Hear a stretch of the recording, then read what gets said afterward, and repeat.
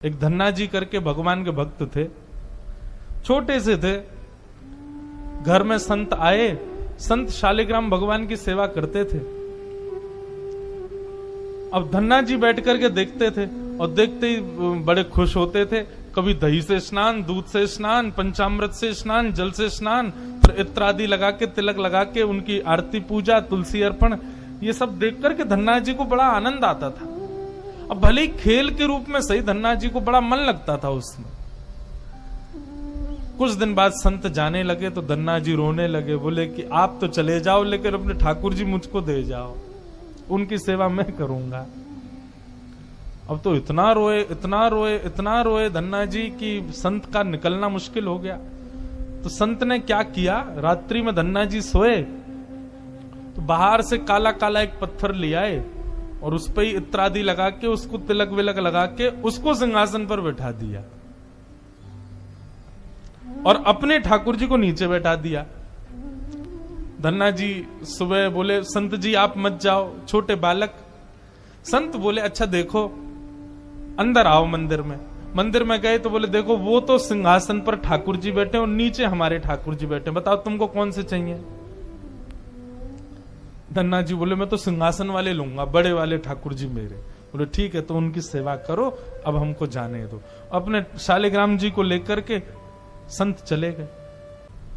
अब धन्ना जी उस पत्थर की सेवा करते हैं, असली शालिग्राम तो संत अपने संग ले गए, लेकिन धन्ना जी इतने भाव से सेवा करते थे। महाराज लाल तिलक लगाने के लिए मां ने रोली नहीं दिलाई तो ईंट ले आए, ईंट को घिस करके उसी से लाल लाल रोली बना दी, वही लगाते।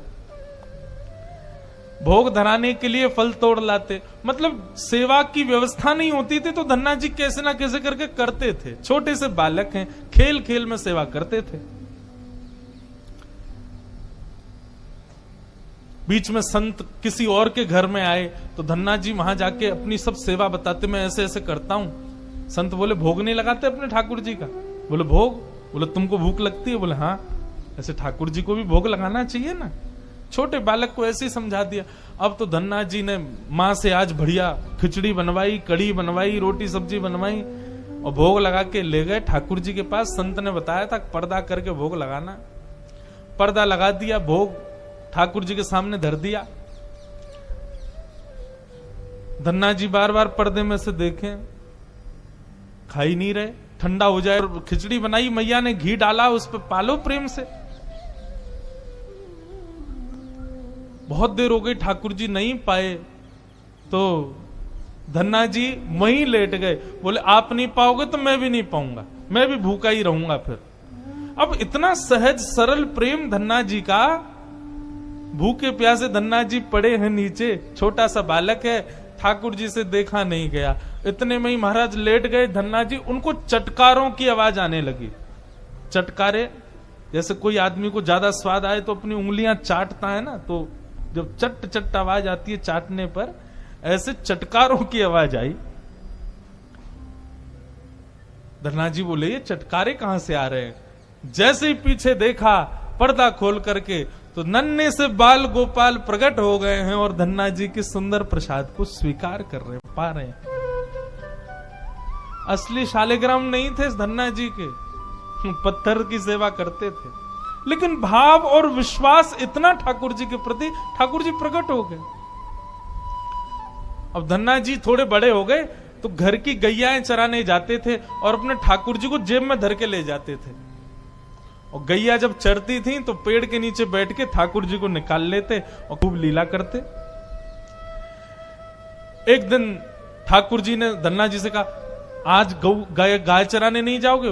बोले आज हमारी बुआ जी आई हैं, घर में बहुत सारे मेहमान आए, आज हम नहीं जाएंगे।